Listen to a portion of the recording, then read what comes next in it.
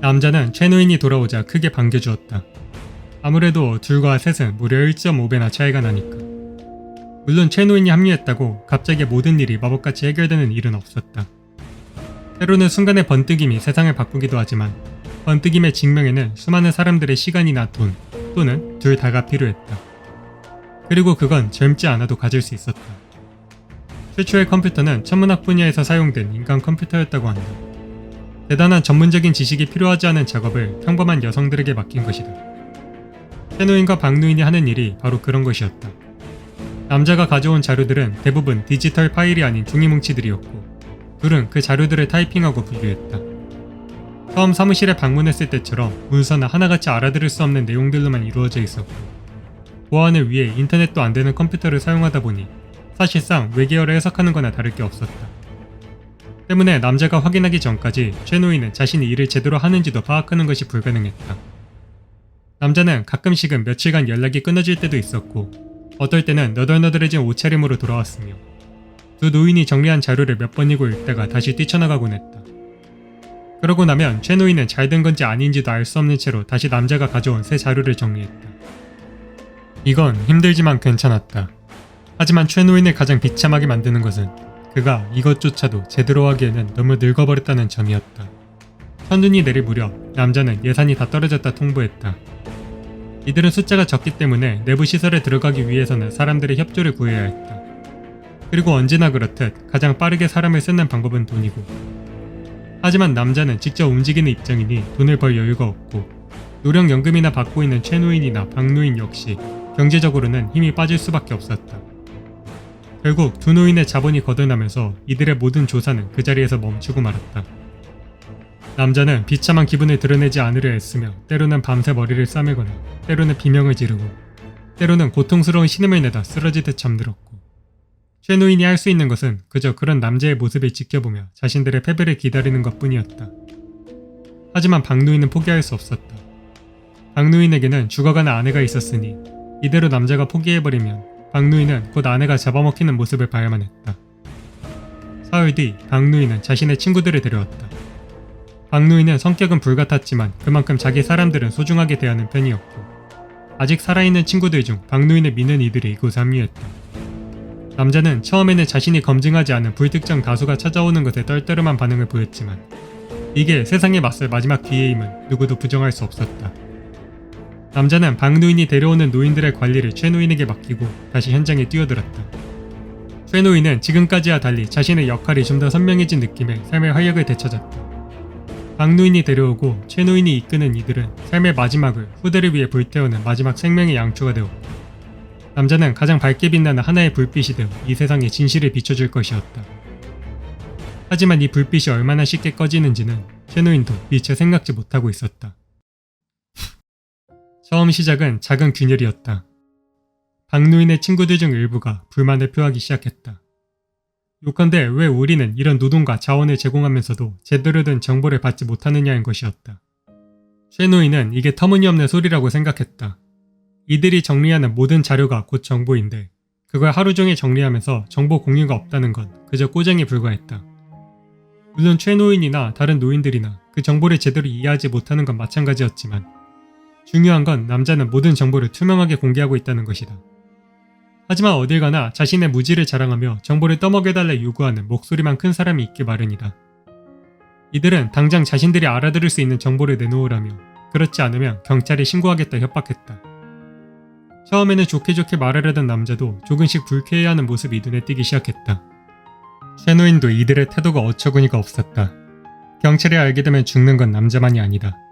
이곳의 노인들 그리고 그 가족들까지 무슨 일이 일어날지 몰랐다. 불만의 목소리는 점차 두 자릿수까지 늘어나기 시작했고 최 노인의 목소리는 이들 모두를 가라앉히기엔 너무 쇠약했다.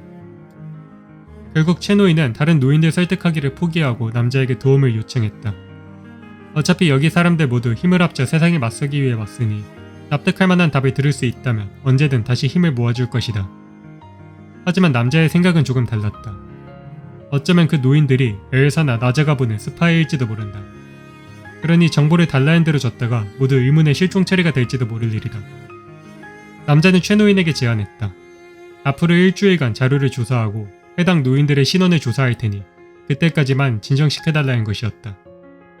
최 노인이 남자의 말을 전달하자 노인들은 적어도 일주일 동안은 두고 보겠다는 투로 갈등을 멈춰주었다.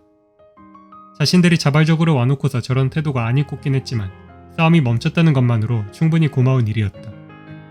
하지만 약속의 일주일이 가까워질수록 노인들은 기대와 의혹이 섞인 눈으로 최 노인과 박 노인을 압박했고, 박 노인은 그 시선에 부담을 느낀 것인지 6일차부터는 연락도 받지 않고 모습을 감추게 되었다.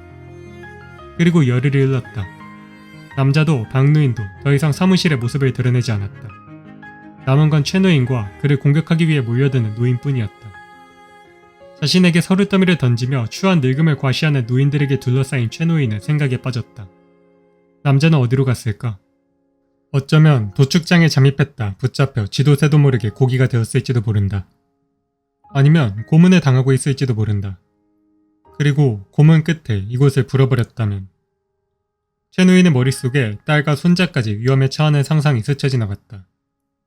겁에 질린 최 노인은 사무실을 빠져나가려 했지만 경찰이 한 발 앞서 사무실에 들이닥쳤다. 최 노인은 저항 끝에 공무집행 방해와 경찰 폭행으로 끌려갔지만 이 죄목은 그저 명목상일 뿐.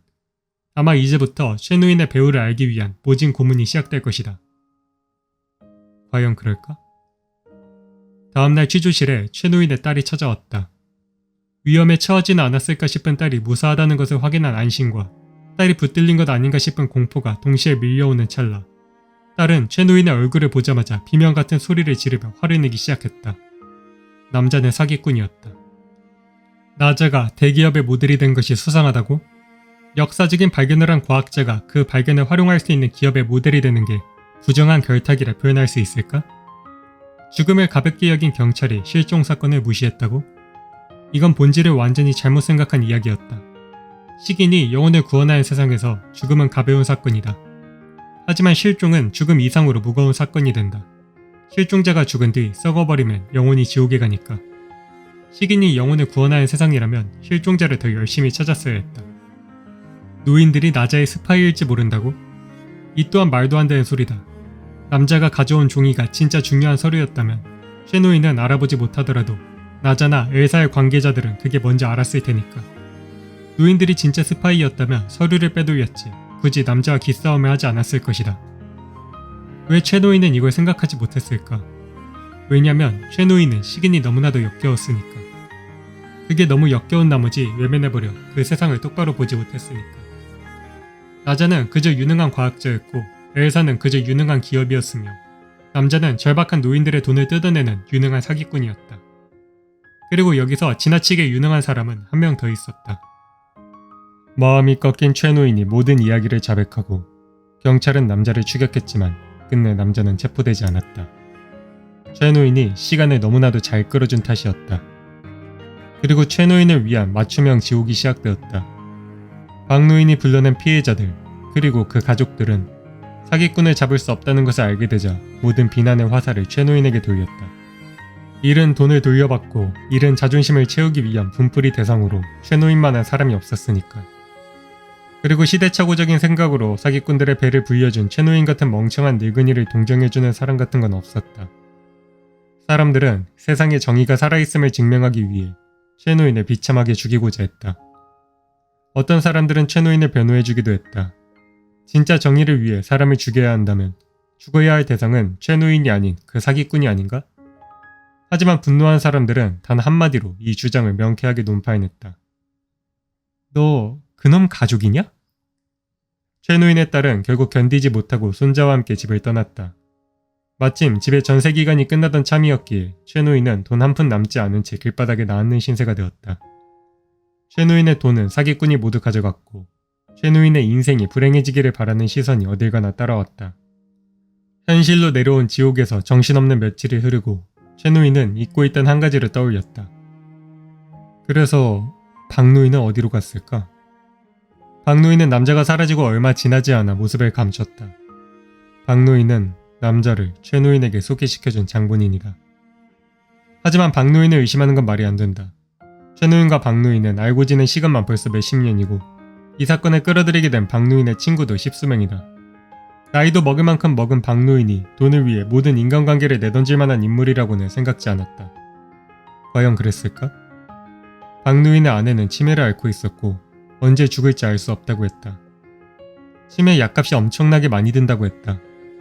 박누이는 자식이 없어 손을 빌릴 상대도 없었고 결국 아내를 치료할 수 있는데도 돈이 없어 그녀가 죽어가는 모습을 봐야만 했다.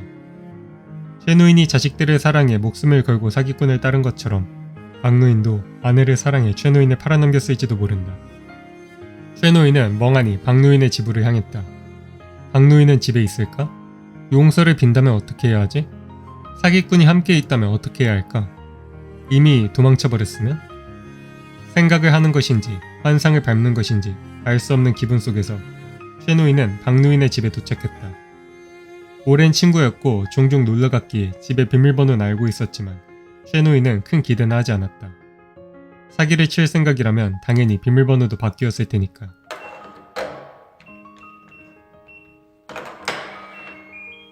하지만 최 노인의 예상과 달리 비밀번호는 바뀌지 않았고 문이 열렸다. 그리고 의문을 품기도 전에 얼굴이 찌푸려지는 역겨운 냄새가 최 노인의 코를 찔렀다. 끈적거리는 바닥에서부터 아지랑이 같은 것이 올라온다 생각했는데 그저 바닥을 가득 메운 바퀴벌레가 최 노인의 움직임을 피해 기어다니는 것이었다. 최 노인은 헛구역질을 참아가며 조심스럽게 방 안쪽으로 들어갔다. 그곳에는 이미 오래전에 썩어 살이 바닥에 녹아내리다시피 하고 뼈와 가죽만 남은 박노인의 아내와 그 손을 붙잡고 미친 소리를 중얼거리는 박노인이 있었다. 박노인은 애초에 최 노인을 배신한 것이 아니었다. 아내가 죽자 조노인처럼 정신이 나가 지금껏 여기에 틀어박혀 있던 것이다. 놀란 최 노인의 목소리를 들은 박노인이 퀭하게 충혈된 눈으로 이쪽을 바라보았다. 최 노인은 뒷걸음질치다 다리에 힘이 풀려 바닥에 주저앉았다. 이미 며칠은 굶어 깡마른 박노인은 정신이 나가 최 노인을 알아보지 못한 듯 아내를 먹게 둘 순 없다며 칼을 들고 최 노인을 난도질하기 시작했다. 비록 몸은 최 노인이 더 건강했지만 사랑의 힘은 너무나도 위대했고 결국 최 노인은 박노인의 칼에 너덜너덜하게 찢겨갔다. 아내를 구했다는 환각 속에서 승리감에 차 환호를 지르는 박노인을 보며 최 노인은 흐릿한 정신 속에서 실소를 지었다. 노인들을 속여 사람들이 지옥에 떨어뜨리는 일에 동참한 멍청한 노인은 자식에게도 버려진 채 가장 친한 친구의 칼에 목숨을 잃는다. 이 얼마나 아름다운 권선징악의 이야기인가. 최 노인은 죽기 전 마지막으로 딸을 생각했다. 여기서 최 노인이 죽으면 딸은 어떻게 될까? 사람들은 최 노인이 충분히 지옥에 갔다고 생각하고 만족할까? 아니면 이렇게 비참하게 죽은 것이야말로 최 노인이 공범이라는 증거라 생각하고 딸까지 고통받게 하려 할까? 식인이 구원이 된 세상이 되었다. 딸이 최 노인을 먹는다면 딸의 행복은 곧 그 육신을 공유하는 최 노인의 행복이 되는 세상이다. 그러니 딸이 최 노인을 먹으면 사람들은 정의를 위해 딸까지 고통받게 만들려 할까? 최 노인은 그런 일이 없기를 바랐다. 이대로 박 노인이 조금 더 오래 시간을 끌어서 자신의 시체까지 썩어버린다면 최 노인은 지옥에 가더라도 딸의 인생은 조금이나마 덜 비참해질 것이다. 최 노인은 박 노인이 조금만 더 오래 미쳐있기를, 그래서 자신의 지옥에 보내 딸을 보호해주기를 기도했다. 물론 여기는 신이 없음이 과학적으로 증명된 세상이다.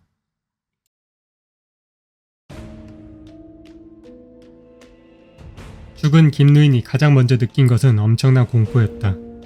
살아서는 그렇게 믿을 수 없었던 과학자들의 말대로 김 노인은 진짜로 우주 한복판에 혼자 떨어져 나가고 말았다. 사실 진짜 우주인지는 알 수 없었다. 영혼 상태의 김 노인은 장님이었으니까.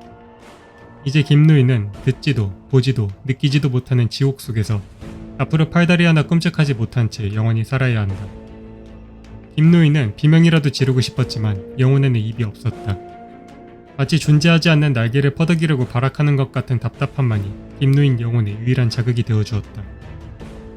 이대로 미쳐버리는 것 아닌가 싶은 시간이 지난 뒤 갑자기 시야가 바뀌었다. 김노인은 상복을 입고 의자에 앉아 있었다. 주변을 둘러보던 김노인은 사태를 파악할 수 있었다. 두려워했던 대로 김노인의 아들은 아빠를 사랑했고 유언을 무시한 채로 김노인을 고기로 만들었다. 사흘간 장례식이 치러지며 김노인은 많은 사람들의 식탁에 올랐다.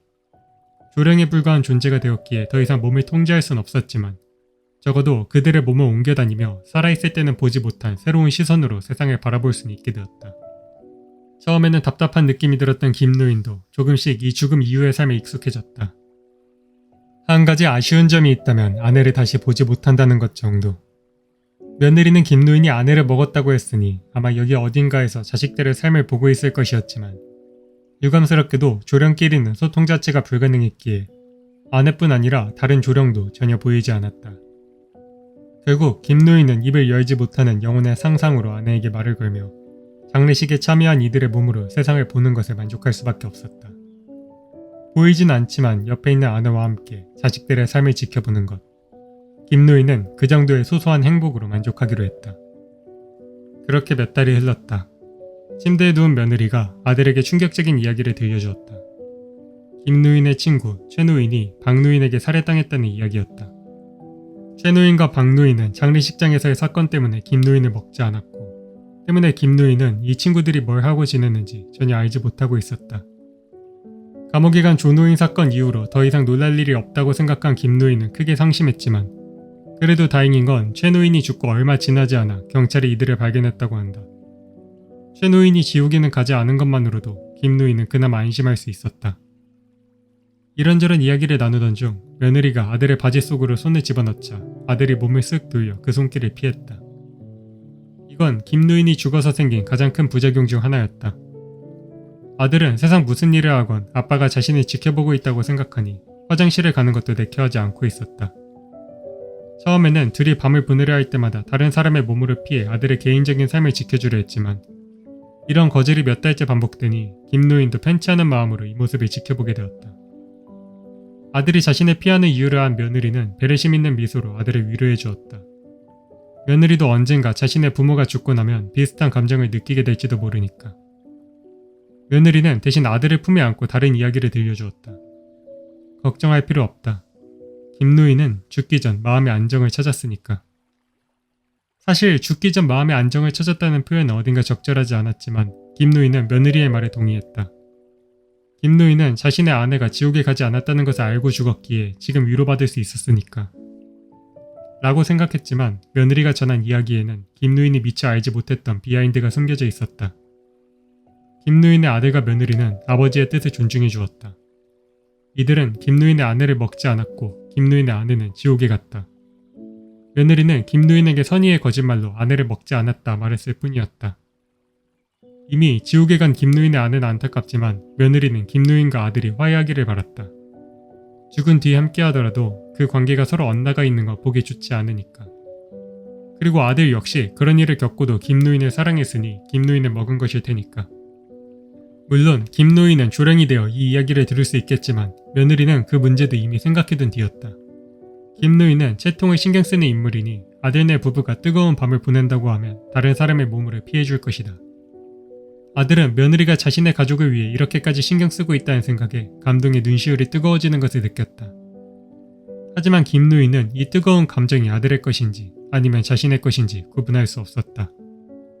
그렇게 아들은 김노인을 용서했고 김노인네 가족의 화해는 그 누구도 들을 수 없는 고통스러운 절규로 완성되었다.